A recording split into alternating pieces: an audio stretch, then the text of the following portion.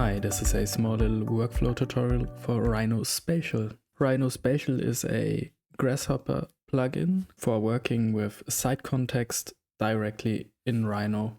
We're gonna start with the installation. The easiest way to install RhinoSpatial is via the package manager. Make sure to include pre-releases when searching, because right now it's in alpha. Just search for RhinoSpatial. And there it should be. Just click on install. You also can install it via the component folder. I did preload some datasets in this definition, but everything else I'm going to do from scratch. The plugin is centered around the Spatial Context component. The basic idea behind it is we have a lot of datasets we want to align to the same spatial coordinates. The Spatial Context component has a few inputs. Only one of the inputs is needed, and that's the open map. We open the app via a button.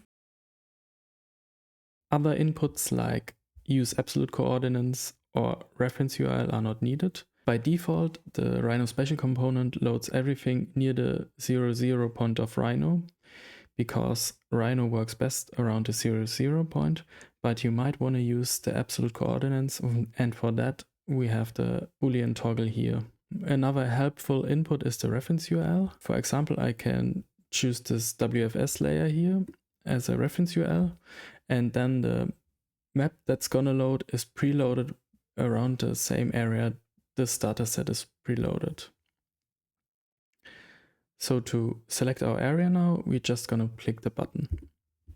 Then a browser window is going to open up, and here you can see the pre-selected area. Now we can select the area. I am going to select this area around the river.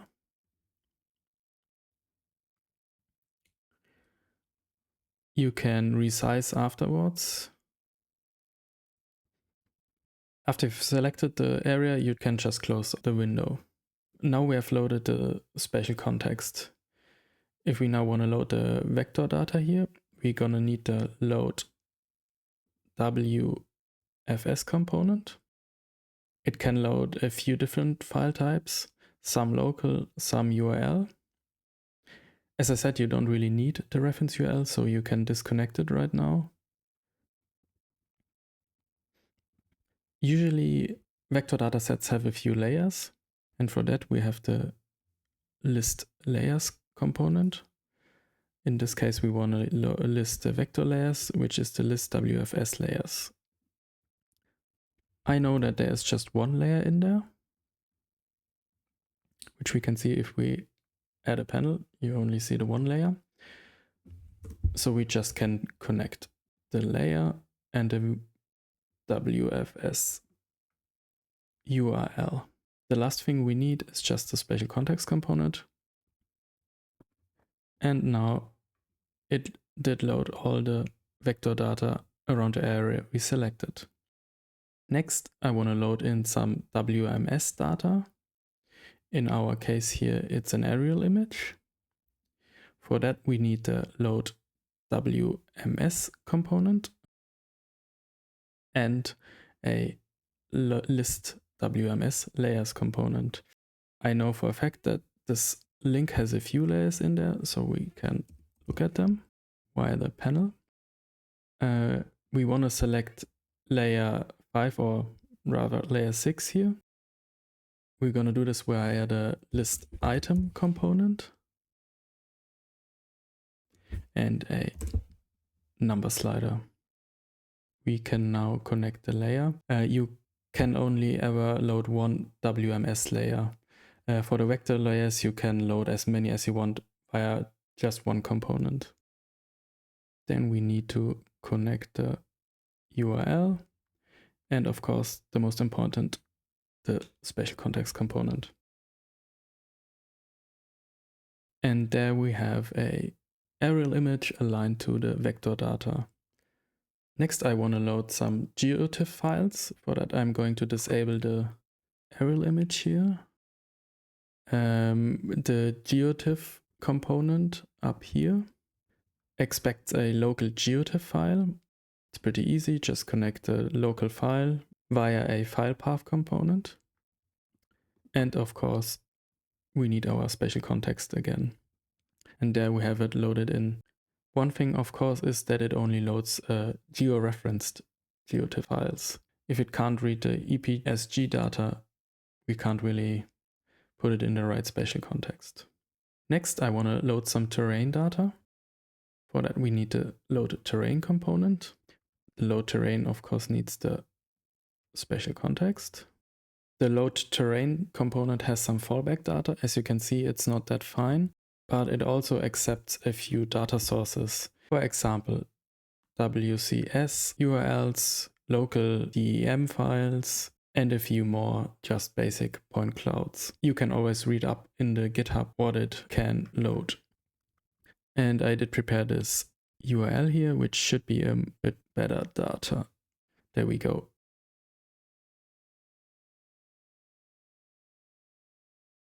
Next, I want to load in some LOD2 data.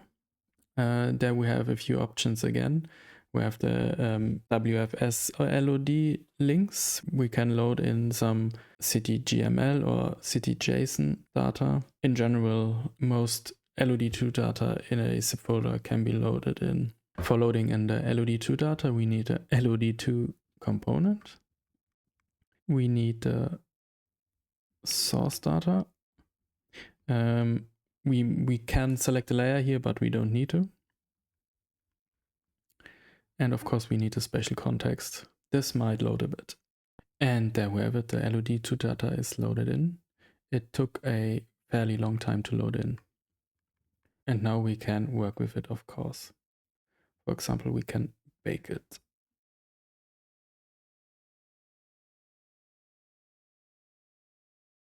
Next is something a bit different. We're gonna load in some OpenStreetMap data via the load OSM component.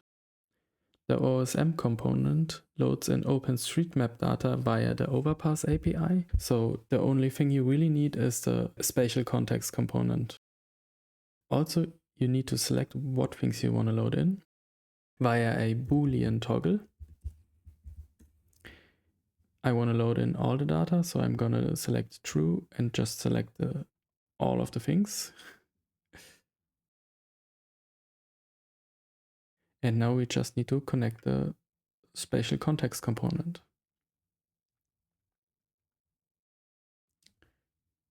Here again, this might load a fairly long time. Okay, that took a long time, but now it's loaded in. I'm gonna hide the LOD2 data for a second here. By the way, by default, buildings are always loaded in. You just need to select the other ones. I'm gonna display it a bit better.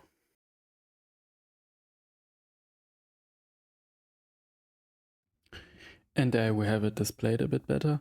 Now, one thing you see here is that the spatial context component aligns everything, or rather every 3D element in 3D space. So the LOD2 data usually sits at the same height as the OSM data. But all the 2D data, which includes in this case the greenery or water, is displayed in one plane. So if we load in the terrain data, we should see that the OSM buildings are aligned to the terrain fairly well. And yeah, we can see it here. Oh, and the buildings not looking right here are just mesh rendering failures. So if you bake the buildings, they should be displayed right because the data is right. It's just a display failure here. I think the mesh count is too low. And now, as a bit of a bonus, here is the last component. It's the Google 3D Tiles component. It's under a new tab because it's under the View tab. Google doesn't allow you to actually download the data. You just can display the data. And that's what we are doing here. We are basically aligning a Google Maps or Google Earth rather, image to our spatial context. What we need for that is a Google API key, or rather a Maps Tiles API key. As I said, you only can use the data for display purposes. So Google doesn't allow you to save it. Yeah, I've loaded my API key in here. We of course want it in the same spatial context, so we're gonna load the spatial context. By default it is disabled because it takes a fairly long time to load. To enable it, you just need a Boolean toggle again.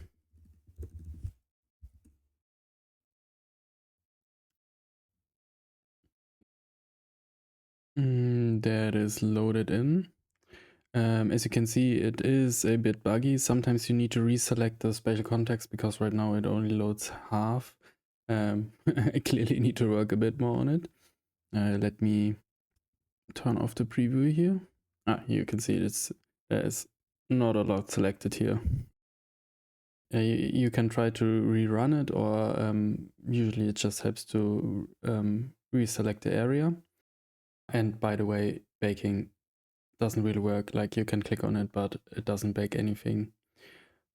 Because as I've mentioned, you are not really allowed to save the data.